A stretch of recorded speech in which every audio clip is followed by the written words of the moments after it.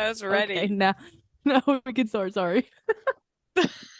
Oh, Jesus. Hey guys, I'm Brittany. I'm Maria. And this is the Be More podcast. Welcome. Hi, welcome back, everyone. Sorry, Brittany, for Before messing up we your get flow. started, this is why I'm never prepared because the best laid plans. Before we get started, I have to ask you like a question that I was okay, where do I start? You have you have a child or we've lived this experience, but I think maybe this experience is different if you have a child. But let's start with living this experience. We're I in thought you high meant like school. first of all, I don't have a child. The No, way that Brittany uh, started it, I was like, I don't sorry. have a child.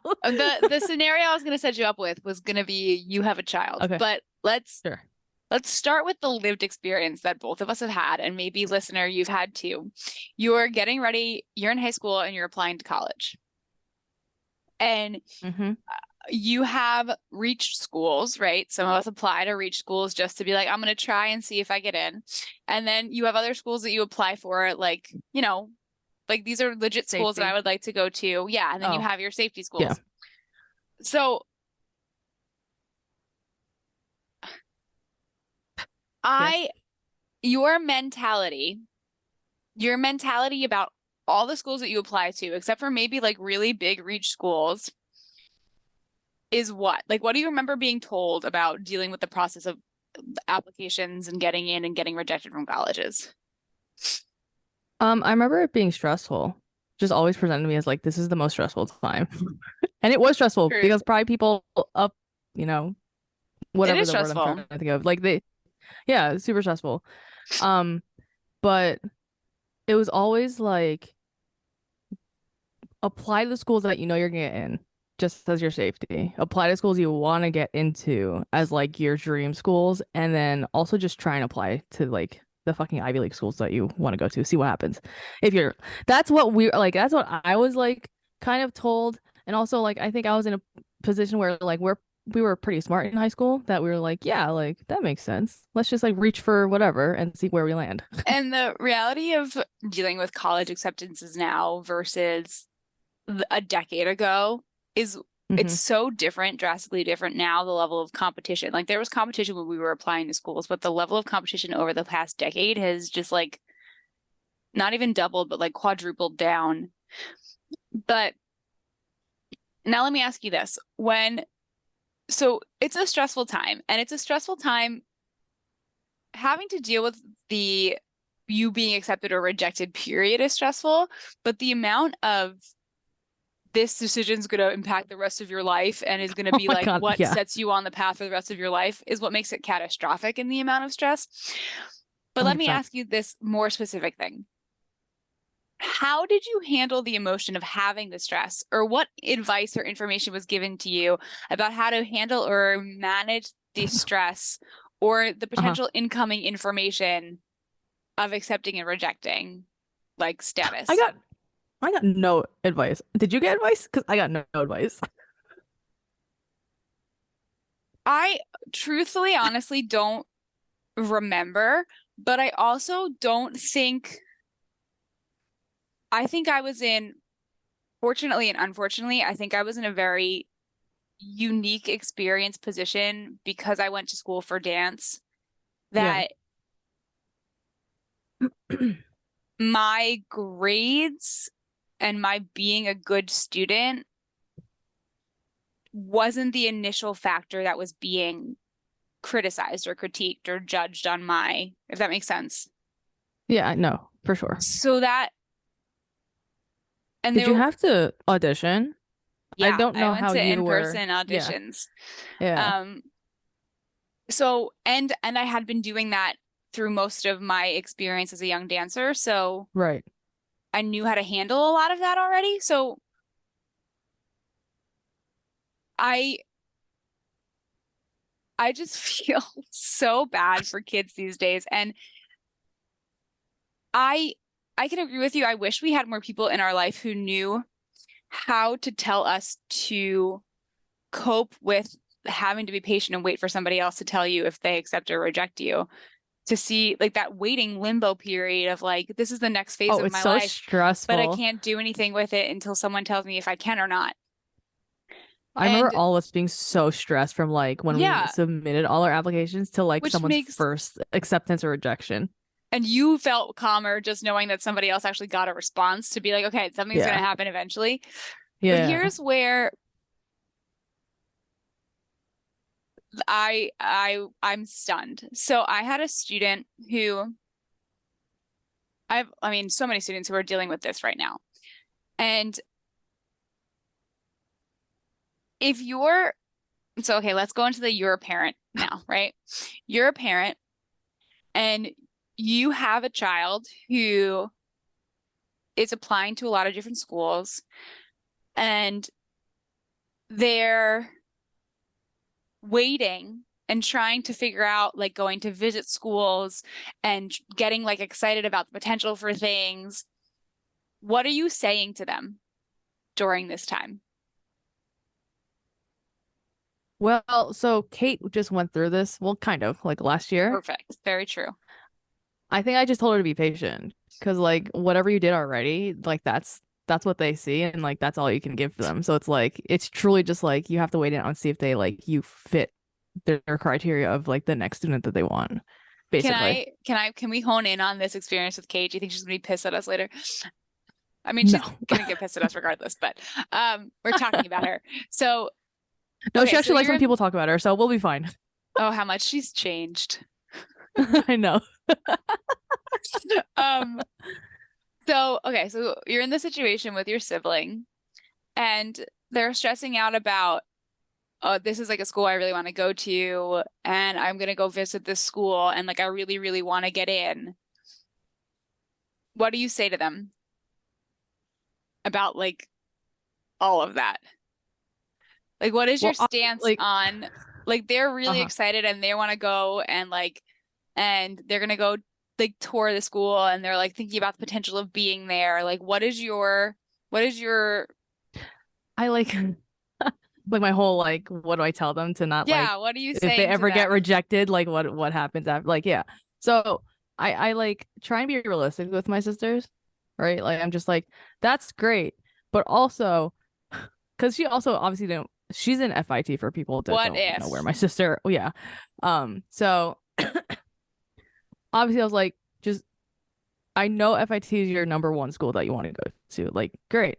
But just make sure you have backups just in case something else happens because you never know. Because So here's everything my is so next competitive. question. And I've never in a million years, and maybe I don't know this because my, well, that's not true at all. I don't know. So would you ever take the stance of being like, well, with the words out of your mouth, if somebody came to you and was like, I'm applying to this college and I'm excited, but I'm nervous, your would you try to guide them to having the mentality of, well, you applied, but just anticipate defeat so you don't get your hopes up? Oh, absolutely not. I'd be like, I think you'll get in, is usually how I tell Kate. I'm like, I think you're going to get in, but just in case something happens, make sure you have a backup. That's Am I usually my stance wrong on to things. think that it's real fucked for you to tell a child to just anticipate defeat? Well, Like, I think it depends on the kid you're talking to. okay, real life status though, if you have a kid who gives a crap enough about school to Hmm. actually be trying and applying themselves, Yeah. that's not the kid that you would be like, just accept defeat. You know what I Correct. mean? Like that's Like, usually a kid where I'm like, that's a great school. I hope you get in. Also, like just in case something happens, I think you're gonna get in. But just in right, case, like think of something else. the kids who anticipate defeat like aren't don't try. You know what I mean? Like they're not, you would never have to say to them you have to anticipate defeat because that's already in their head that they don't think, you know what I mean? Like they haven't done anything to Or it's show like, anything different. well, well, so I applied to NYU Stern, their business school, which is like fucking hard to get into, and I knew I wasn't Right. gonna get in. So like, if anyone was like, I don't think you're getting in, I wouldn't have taken any like remorse or like anything negative out of that because I knew I was That's not gonna get fine. in. But here's the stance But that here's the stance okay, that I've been getting and receiving from like students and from parents, and it kind of boggles my mind. And oh wait, the parents are telling there's a you that their theme kids are not gonna get in? there is a theme of, and I think it comes back to parenting style. And if that's the case, I think it's a problem.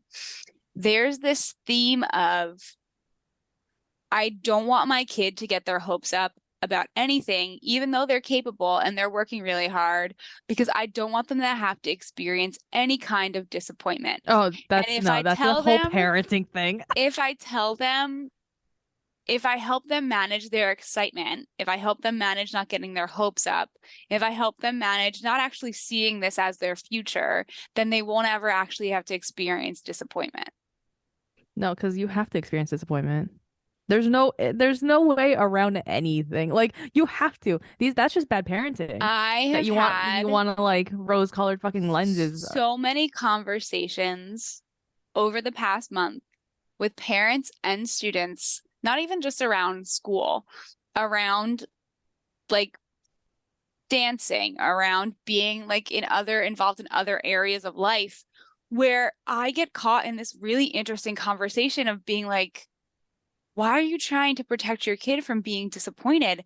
And then dealing with the aftermath of the kid being so stressed out about, like, well, I'm not supposed to get my hopes up, or being so utterly disappointed about something else that's completely not related and just having no coping mechanisms for it. Yeah, that's bad parenting. So the issue is not, and I think that we have to look at this as a society too. The problem isn't the fact that in any situation as humans, we get excited or we get our hopes up and then we get rejected in some way, shape, or form. The problem is that we want to live in a world where we think that we can avoid disappointment or we can avoid rejection, and we don't. And you can't protect yourself or your kids or anyone else around you from that. You're going to experience it. Yeah, and shielding disappointment or rejection from your kid is not the way to do Because this. then what Like happens when that's you're just not, what happens when you're not there? yeah, and all of a sudden, yeah, this is when kids get all like spoiled and get And what they I want all the time. think that, but not even that, right? If you take a really great kid and you put them in a situation where you're telling them, oh, don't get your hopes up because it'll never happen, then I mean, it's not. they're Yeah. going to stop applying themselves. They're going to stop caring. They're going to just accept disappointment, and then they're going to become pushovers and people that get walked all over because they're never going to assert themselves because they're just going to anticipate defeat to begin with. Yeah, I don't know. It's just like there should be some balance of positive and negative reinforcement with these kids, and I think it's just like The the concerning, massive, constant realization that I'm having that this is the reality that we face and that people are literally trying to protect their next generation from being disappointed. And then what happens when they actually have to deal with something that doesn't go their way? And what we're yeah. doing to kids that don't deserve that in any way, shape, or form because they probably are perfectly capable of being able to handle it and move on with their lives.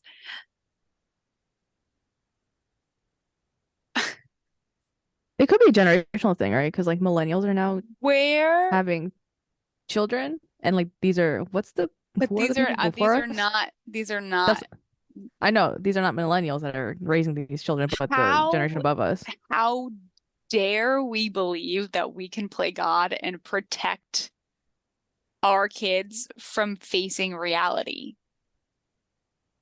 Oh, well, I mean, Like, where again, do it's you get just off thinking that you can do that? I don't understand. I don't. are the parents that you're talking to of a certain race? Are they white? Yes. Yes, generally. Are they mo generally But most likely? there's delusion across humanity and not just across race, Yeah. I feel like. No, I agree. But I feel like more or less the parents that are doing this are white parents. I mean, I guess I could see that. I just don't They coddle them understand. too much. They I coddle them just too don't much. understand. But That's it. that's not coddling though. That is not coddling. Telling your Eh. child who's actually applying themselves to do something, telling them to Hmm. just accept defeat and it doesn't matter what they do, because even though they are like outstanding in the things that they apply them to, they should just anticipate defeat anyway so that they don't have to get disappointed if it doesn't happen. That's not coddling. That's fucking No, manipulative abuse. that's just like abuse basically. Um, but I mean, I feel like there's a lot of parents that just don't want them to experience any sort of disappointment. So Or then any sort of the actual kids, consequence. right? So then the kids just like kind of do the bare minimum, like not bare minimum, but like apply, like just taking the college example for instance, like apply to like community colleges just because they But know they can get even in. if you have a kid, but that's the thing, it's selfish in the end because if you have a kid who wants and is applying and is going for it and is doing everything above and beyond, and then you have the nerve to turn around and be like, well, what's the point of you doing that? Just anticipate defeat. Look, I mean, I don't know.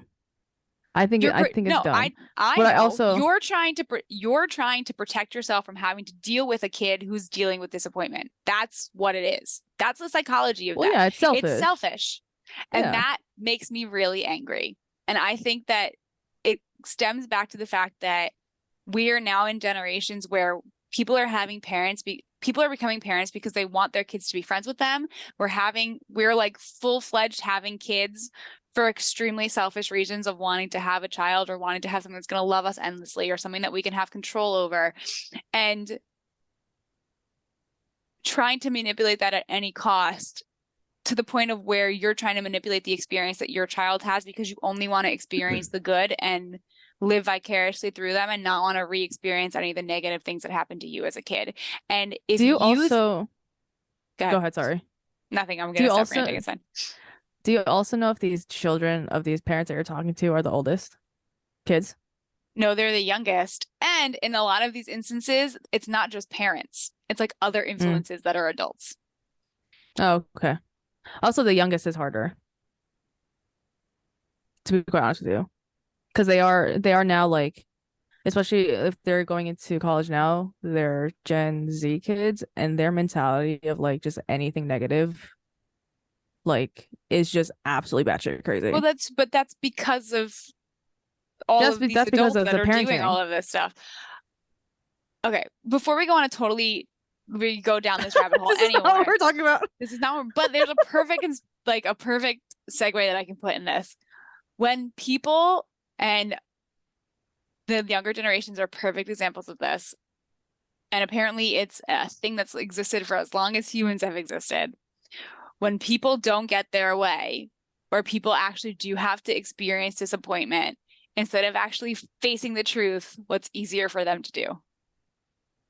Just absolutely rebel against the system and Right? Or conspire to do shit. there we go.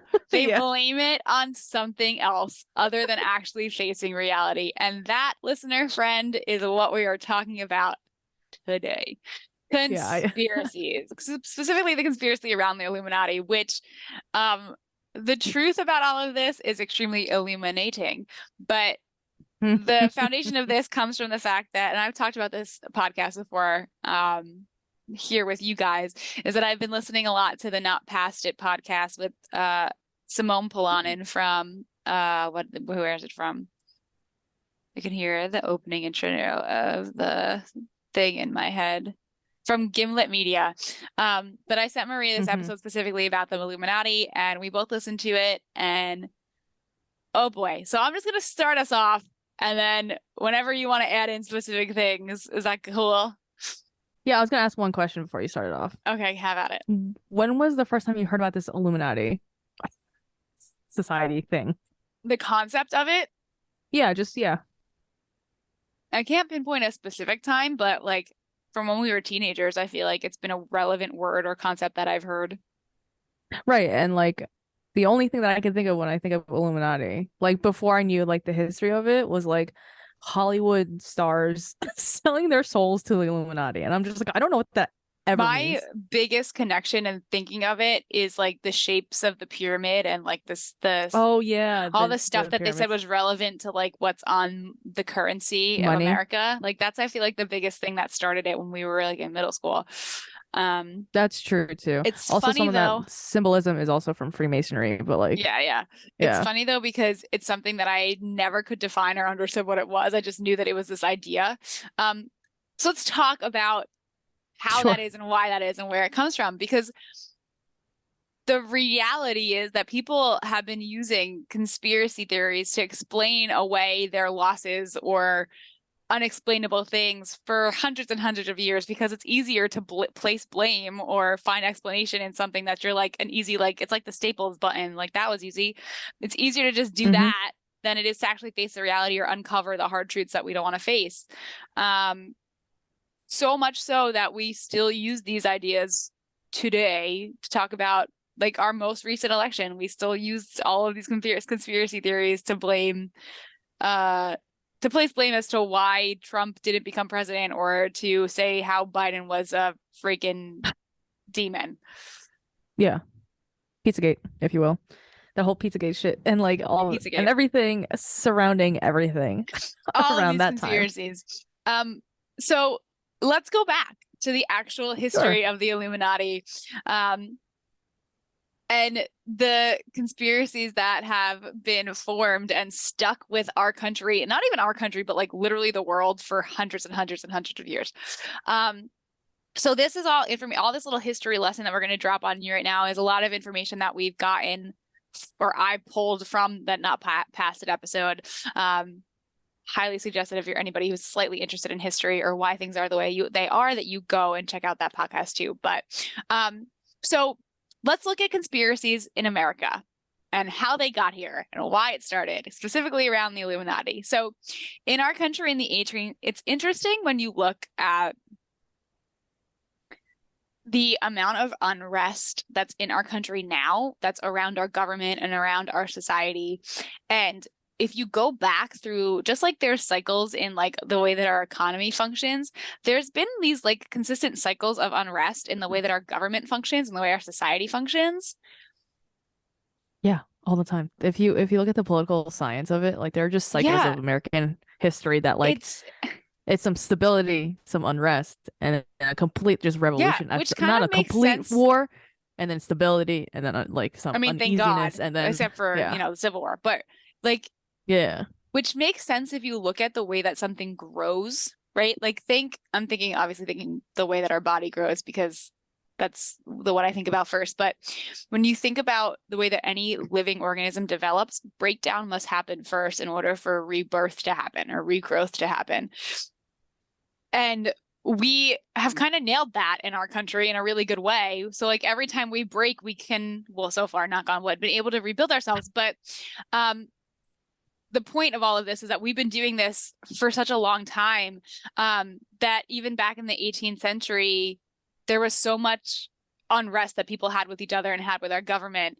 But that unrest and that separation of unity, that degradation of unity, is what makes space for these conspiracy groups and these conspiracy organizations like QAnon.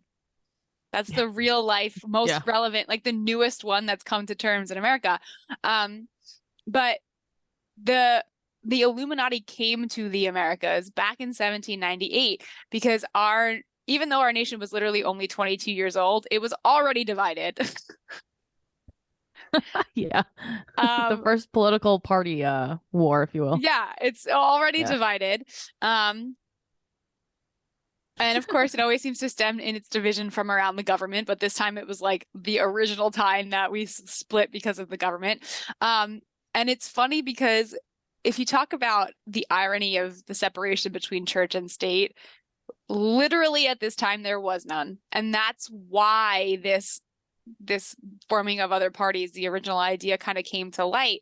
Um, so in the Not Past It episode that we were both listening to, they talk about Reverend Timothy Dwight, who is a religious leader, but also a political Political. government leader because there was no separation between the two at the time. And Hmm. he gives a speech around this time of like the leading into the election in 1798 and talks about how people are there's all of this underground rumblings and rumors about how the government's going to change and all these things are coming, and that people who aren't good Catholics are going to start voting and speaking up about what should be happening in the government. And this reverend literally gives a sermon from the church talking about how you're not a good Catholic if you don't vote for the Federalist Party and you vote for the Democratic Republic Party. I have such a hard time wrapping my head around the concept of you're in church and someone's giving a political sermon. I can't imagine that. That sometimes still happens, but I I get don't go to church not enough. as much. Well, I haven't gone to church in a while, but I remember going to church a few times when I was growing up, and I don't remember if it was here or the Philippines. The Philippines is a whole other beast, but I think here, I'm sure politics came up at one point, depending on who's in the sermon. So like it's still Yeah. around, unfortunately. The only And you time that know I, how they sway. oh yeah, You know the where they're only, I mean, swaying. whoever's going to support, how they function. But I feel like there's always politics. I mean, you can find politics in any topic, right? But the only Yeah. time I ever seem to, I guess this is really probably the only time that I'm consistently ever around priests now, but is I feel like there's so much politics when people pass away, when the priest Oh, comes to well, do the final prayer, the final because rites there's and stuff, yeah. always politics about like whether they were a good enough Christian or not. Yeah, You know like what I'm talking my about? goodness. We've talked about this Yeah. before, but I think Yeah. that it's funny because there's always politics around it now. But back in the early days of our country, you literally went to church and got sermons News. about politics. Like that's where you talked Like about news, I feel like. politics. Right. Yeah. Yeah. That's where you Yeah. talked about politics. So back during this time, um, this is literally where the Illuminati emerges as a concept in America because it came up as an opposition to the Federalist Party, which was based in the Christian religion, and it became the perfect target for the election of the 1800s to attach to Jefferson's party. So essentially, the whole concept was that Jefferson was not a Federalist, and they said that he was a bad Christian and he's somebody who wanted to eliminate religion. And because of the reasons, he obviously must be a leader in the Illuminati. This is how literally any conspiracy theory like comes up. Like That's pick all it one, and takes. That's all it all it takes. takes The is like thinnest one thread. person. It takes one person, it doesn't have to be a religious leader. It just takes one person to like put a really thin thread between someone and like some foreign, literal foreign concept over there, and That is like people see as they're bad. connected. Yeah, Yeah. they're connected. And then Yeah. everybody else just weaves the tapestry of mayhem that lays over and And then suffocates it's the other person. right, and it's like that, I don't know what bias it's called, like the confirmation bias type situation or like whatever bias. It's like Yeah. they like get they then again, this is QAnon for anyone that like, is following QAnon. It's like they find like the teeniest bit of evidence and they're like, that's why this is Yeah. this. And it's just like Yeah. that's not how research goes. No, I mean, Like you're 100% right though. It is confirmation bias. It's the implicit bias that we already have running in our heads about a certain person or a certain type of thing. And then some demonic genius realizes that if they really draw that line clear as day for somebody, that's just going to confirm the bias they already have. And then they'll double down on thinking that and take action in favor of that bias. right, and that's how apparently the Illuminati came to America. It wasn't even an American Ex- concept. It Like was, it was not. And we're going to go further back, but this is where it all starts in America. I got to plug in my computer. So this Reverend Dwight used fear tactics to very clearly in his sermons and in any of his other, moments where he stood up on his little religious pedestal to say that you weren't Christian if you voted for Jefferson. and that's the Plugging last in. thing people needed back Especially in of the day that because they're time, like right? yeah, because they're Identity like and religion go hand in hand, right? You identify as exactly. your religion, which is something that, Exactly. is still prevalent today, but is stronger then because people didn't have anything else to identify with. And if you weren't a part of your religious community, what did you have? So Yeah. if you voted for Jefferson, you weren't a good Christian. And this wasn't just his stance. He happened to be a very profound person of the time leading the Federalist Party, but it wasn't just him that took this approach. It was his entire party that took this approach of let's scare the crap out of all these good Christians and make them think that if they don't vote for him, that if they don't vote for it was Adams, right? Yeah, they don't vote for Adams, then they're not a good Christian anymore. Either you vote for Adams, and there were literally like newspapers around the country that would come out and say, vote for Adams. Absolute slander. Vote for Adams to be a Christian, or vote for Jefferson if you want a world with no God. Like, what the hell does that even mean? Like, come on, guys. Yeah. And it was perfect. It was genius. And the most ridiculous part of this is that this was, back in the early 1800s. And even now in our most recent election, this is exactly, and we just talked about this last episode, this is exactly the kind of shit fire that Russia tried to stir into our society of putting more people who have really strong views like this into the mix and trying to create a bigger divide and create a bigger shitstorm. Not that we needed Russian involvement for this to happen, but this was the kind of stance it was. And like, I'm just thinking about the people that just don't just like take it at face value. Like now and also back then. I guess it's obviously easier back then to just take shit at face value because nothing is accessible. It's literally just word of mouth. This is exactly what we're going to go into next, but yes, finish your thought. Because it's just like, do people think? But again, back then I can't really judge them because it's just like, well, what else?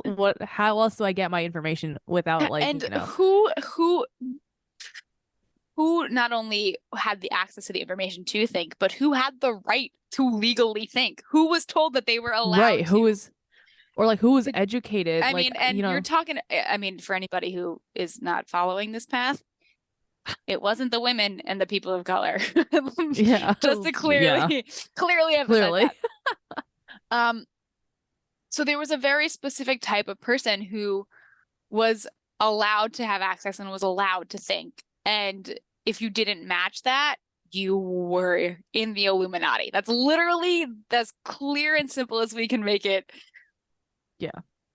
For this point. So the Illuminati comes to America as this concept of wanting to overthrow religion and overthrow the government. Yeah, and it's run by the devil. And so how the hell did it get here? And this is the stuff that I never knew.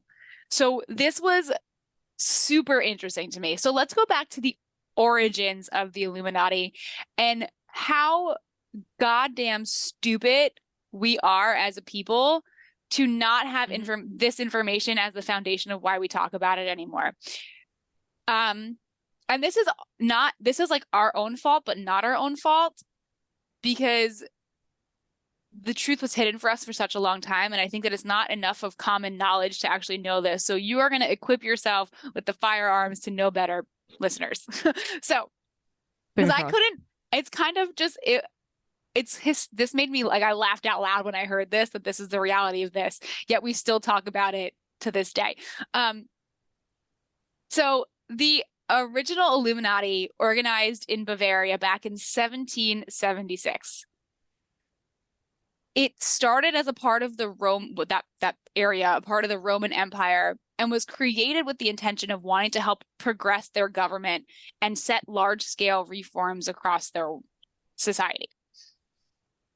There was never any intention on conspiracies against the government or any violent attempts to overthrow the government, which are the two biggest things that I feel like the Illuminati is connected to. Like anytime anything really negative, violent, or intense happens, it's like, oh, the Illuminati is somehow involved.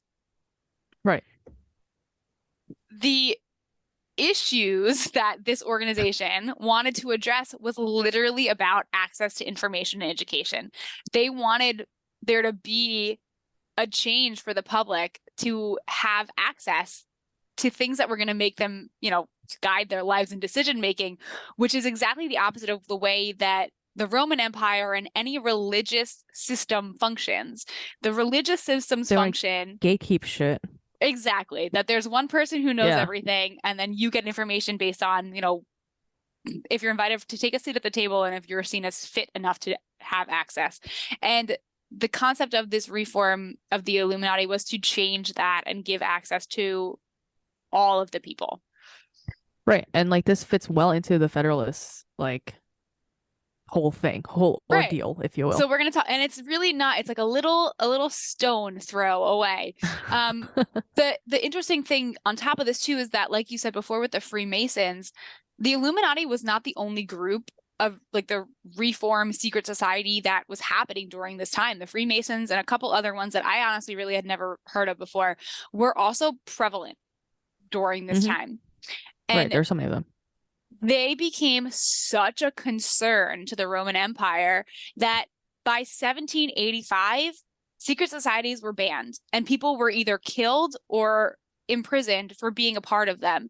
And that was the end of secret societies. That's it. That like was the Illuminati the just end. died. Like 9 years later, that was it. Yeah, truly. Like the Illuminati hasn't been around, period. Like a formal one that we know of. Right. So flash forward to, and you don't even have to flash forward. So here's where it gets kind of funny and like slightly kind of embarrassing for the ancestors of the world, because 1785, I mean, if you think about it, we are far enough away from that time that is it possible for things to have reignited? Sure. But in 1785, all of this stops, right? And even though they lasted for only 10 years, like officially, the concept of these secret societies wreaked havoc over the world for decades to come and are even still relevant now.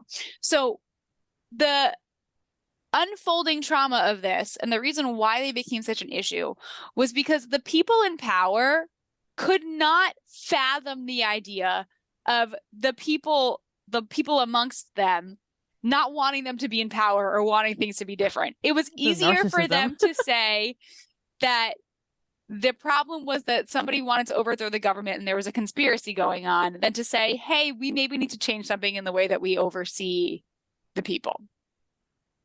The complete narcissism that some people have when they have the power and they don't want to give back the power is absolutely insane.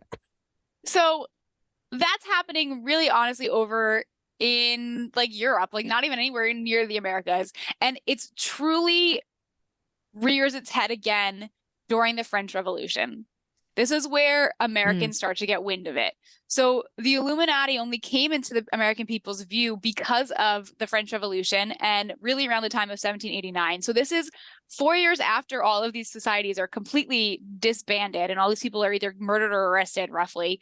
The French Revolution happens and the French government decides that it's not possible for our people to want to reform our government. The Illuminati has to be involved, and it's what's whispering in all of their ears about the fact that we need to get rid of having the crown and having our government system. Again, these white people and their and the power. It was easier to believe and more probable that the Illuminati was behind the destruction of power in France than actual people, the people of France wanting to stand up against their oppressive government. And yeah, literally critically thinking from themselves. Yeah, and it's just such a so like if you were in France at that time, right? And like the government was like, this can't be coming from you. You guys aren't smart. Like that's fucked. Like that's basically what the government is saying. That y'all aren't smart enough to think of this shit. Do not do. Yeah, but they also they don't know what you do because you haven't given up power. So they do want to know what you want to do. So like let's all just share the power. But like, And that is how merely within a couple of years later, Americans start to get wind of the concept of what the Illuminati could be and start to not even what really happened in the eyes of the people of power. This secret society came into play and started whispering things about overthrowing the government and violent things about how they should take over and they should be ruling the world and religion should be banned and the world should be with no God and all that stuff. It was easier for them to believe that there was some demonic intent. But what was really happening was that people were starting to stand up against their government and stand up against their oppressors. And word of that from the people traveled all the way to the Americas, and it landed in the American people's laps, and the American people started to wake up and go, well, we're supposed to be a democracy, and we're Yeah. supposed to be like this, so we're going to stand up against any type of oppressive structure or system. And the through line here is that so many conspiracies of government and the major issues of people wanting reform for their government is alive and well today. And it is still easier for governments or people of power to look to a scapegoat like the Illuminati, the original freaking scapegoat, and to believe it's easier to say that than to believe that their people actually want change. Yeah, I mean, we lived through the past couple elections. Like it's still alive. Um, because again, I think it's pure narcissism and the greed that power has, like when you have it, that there's no way that because you were elected once or twice, that there's no way that they wouldn't elect you again and again and again and again. And then that just like demeans your whole population. That just makes everyone feel stupid that they actually elected you in the first place. That you think that just because you are elected or you have power that they always want you to be there. And that's a problem with, I mean, the conspiracy theory concept hasn't necessarily gotten its way into like, I mean, and I can say this might not be true, but from like the history of the way that we're taught about British government, like Illuminati and conspiracy theories are not very sewn into that. But it's the history of, like specifically if you look at the French Revolution, they got rid of their crown, they got rid of that system because people didn't want to believe in that anymore, right? Like that was Right. the way it Yeah. was for such a long time, but the people became more aware and more educated and more informed and wanted their government to function in a different way. And it's when the powers that be cannot admit to the fact that we are only human too, and we are not any different than the people that we're God. serving. Right. Yeah. We are not God. Then we don't know. It's like something short circuits and They don't know how to act. right. Like they And that's when they truly just don't understand that we just we just elected you or like you're in power because we thought as a human you would just do better for us as other humans. and that's Not when saying that the you're like you're on a pedestal. We just want you to do whatever we tell you to do. In a true democracy, obviously. that's when the shit hits the fan, right? And that's when potential violence erupts. And that's the irony of it, isn't it? Like the issue isn't the people, the issue is the power. And because the power Yeah. can't get a fucking grip on reality, the people have to suffer. And it is a hard position as just any I feel like any elected official here in America. It's so hard. It's harder here, I feel like, because there's so many different types of people here that you can't 100 you can't no one can ever have like 100% approval rate No, anywhere. But it's I mean worse that's the here. world, right? Like that's the But it's world. No also one's gonna like you it's just 100%. right, but it's also worse here because there's just so many different types of people that you're adhering to in your population, your populace, that it's just like you can't make everyone happy, but if you can make the majority happy, then you're doing the right thing, in my opinion. But And it's not even if so much of it's not even so much of like the concept of making them happy, especially with our government, is that you need to be representing the majority. You need to be yeah, acting with the conscious awareness of that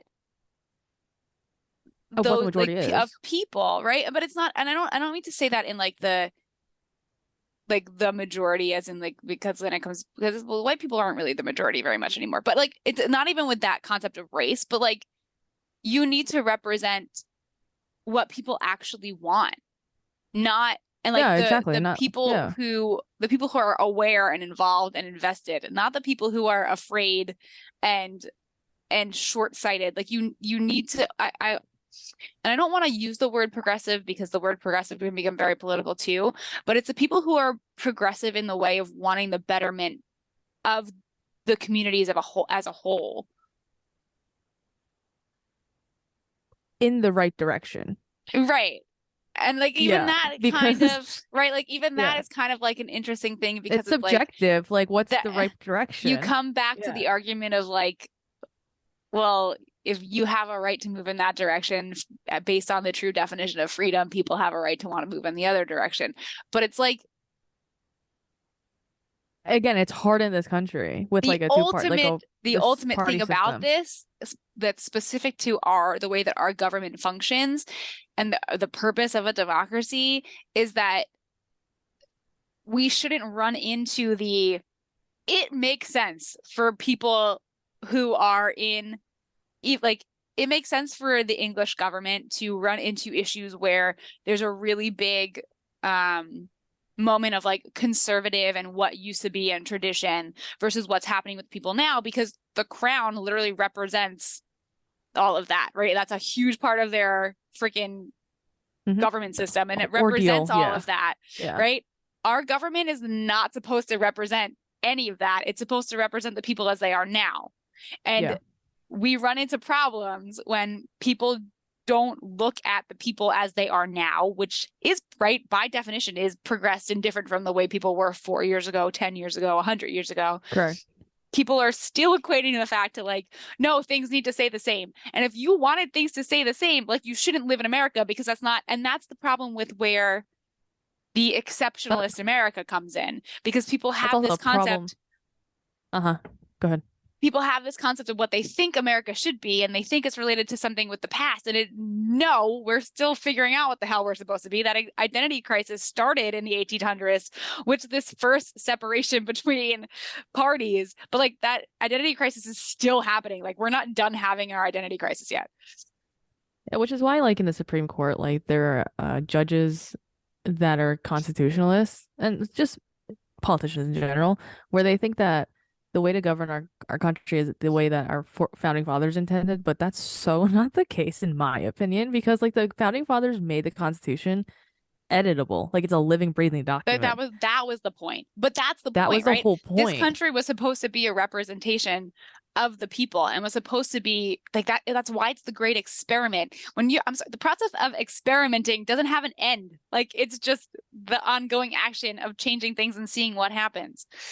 Which is why when some politicians and judges and justices or whatever that are so pro founding fathers. I'm not saying I'm anti-founding fathers. Like obviously if the founding fathers weren't around, like I wouldn't be here. Right. Like there's no way. Like we are grateful for But all of the action that they've taken, and because but without them we also would not like have them.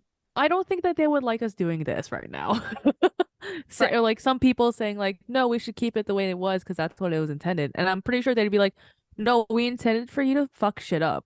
Like there's no way they wouldn't Right. not say that in my opinion. But I mean, isn't the irony of it the whole point of the way that America was founded was because those founding fathers were rebelling against the English people that were saying, no, things need to stay the way they were. Like, isn't that Right. ironic that we're doing that to Yeah. each other now? And that was the whole point of why this country was birthed in the The, first place. Right. Yeah, no, I agree. And then there's always the whole like should people be community based or individual? Like should we look out for our whole community or just ourselves? Because then that also plays into I politics. I I I can understand both sides of this, but I'm going to just make this simple statement. And it comes back to I think it's the Maya Angelou. I think it's a Maya Angelou quote that's like, if you want to go fast, go alone, but if you want to go far, go together. Mm, You interesting. we are never going to escape the fact, no matter how intelligent we become. And if we do escape this fact and become intelligent enough to ignore it, I think that's the end of human existence. We are never going to escape the fact that our biological makeup and our social makeup is friggin' communal. Like we need each other. Yeah. But some people think that, let me just look out for myself, you know, Which is ego. and That's y'all can not them figure though. which That's not them though. That's not their human nature. That's their ego. And this is the problem with people not being able to separate themselves from their ego. And this is the flaw of the intelligence of the individual human. We don't realize that our ego is overseeing everything and we don't keep our ego in check. That is the only time when a human believes that they don't need anybody else. I'm sorry, but I call complete bullshit on this. look, I'm not saying shit. Like I'm just saying some people govern like that. That's I all. I I know, but you're right, but I'm calling total BS on that stance. You can't, we are freaking social creatures. How are you going to claim that you only have to stick up for number one? And then my question becomes on top of this, because now I don't know why the thing that I'm picturing in my head right now is when, like, how are you going to claim that when it comes to you and your family? Because you can't look out for number one, but then also look out for your next of kin at the same time, because then you're technically looking out for the community. Look, and then they come into a whole contradictory in their entire like that's when people like say one thing and then they do another thing when they govern and it's just like Well, why are and you contradicting everything that you are doing right now? this is why conspiracies can Hmm. just nestle right in to the space between. And For sure. when we don't keep, first of all, when we don't keep actual logic and critical thinking at the center of all of it, it makes space for this to For continue to happen. yeah. Is it possible that the Illuminati somewhere exists again after all of this stuff in the 18th century? Totally. Maybe it does. Do I think that For sure. Beyonce leads it? No. But is it possible that it does? Sure. But there are way scarier monsters that are in the light of day that we choose not to fight and address versus trying to point in the freaking darkness and go, oh, it's that. And that's the thing, is it's not the conspiracies or the secret societies that are dangerous. It's the fact that we're not doing, where we'd rather turn our cheek to look at them than to stare directly at the thing that's right in front of us that's actually the root of the problem we're experiencing. And to your point, it's so easy to just listen to Illuminati conspiracy theory than like pay attention to what's in front of I will forever enjoy the in-depth, like, underbelly of all of this and the theorizing on things. I love theories, but but I'm I not ain't gonna gonna base my life on them. I ain't gonna be like, I'm not a flat earther. Like, I don't understand those people. Like, these QAnon, like those like conspiracy theory. Like, I love learning about them because I think they're so interesting that they came about. But to actually believe in them, you're so out of touch of whatever You reality is learn right now. more about the human psychology and the human condition Hmm. by diving into the origins and the ongoings of these types of things. And that's what's interesting. But it quickly Hmm. becomes drawing the line to dangerous when people can't gatekeep their own minds and willingly open their brains up to others and allow. And again, we in our last episode we talked about where responsibility falls in addressing issues around race and calling people out for microaggressions. And they thought that it can't just be one person, right? Because it's more powerful if multiple people are doing it. The danger around these secret societies and these conspiracy theory groups is that they approach it in the right way, in the fact that they plant the seeds in a lot of people. And it's more than one person that's consistently taking action. And you can never really truly find the head of the snake to cut it off. Hmm. But the body is in fucking motion all the time. Yeah, and that's the scary part. That's the danger. Yeah. So I don't know. I feel like we should have some like Illuminati da da jazz da hands. da da da going on right now, or like the theme song to Goosebumps or something. So It's the scary. it I think it's I think it's hysterical. I'm such a freaking like Oh, jaded well, person. Like the comedy I of think it is it's so funny funny. too. The But people who originally created the Illuminati, like if they're around or they know what's going on, they must think they that must be this fucking is like laughing hysterically. wonderful because they're and it's not, it was less than a decade long of their Yeah, like society actually functioning that yeah, they still get dropped into the news conversation. articles somewhere. Yeah, no, I meant scary and like I was thinking about QAnon when I said Oh, that. well, no, that, I mean, Yeah. that's the thing, right? Is Illuminati that though. the Yeah. Yeah. concept has been reconstructed to be Over and over and over again. prevalent for now, right? Like Yeah.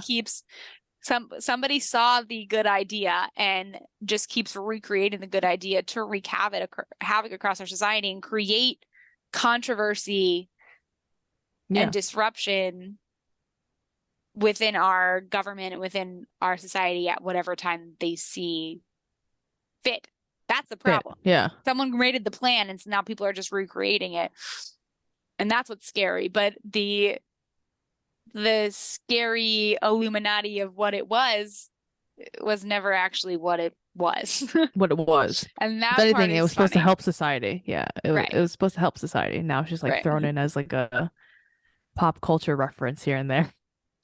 So now when people bring it up, I can be well informed to be like, well, let's talk about why it's not actually the Illuminati. Could it be an extent of that? Maybe, but it's not actually Yeah. the Illuminati because this is why.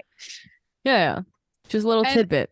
the only potential positive spin on this is that like the origin creation of the Illuminati is that people came together and were stronger in a community to stand up against what they believed was right for them in what they wanted from their government. And the real truth is that in America, we shouldn't have to do that because we have a government that's literally designed on us being able to tell it what it's supposed to do. So we should be able to do it outright and in the open and, let our freak flags fly and that be totally fine.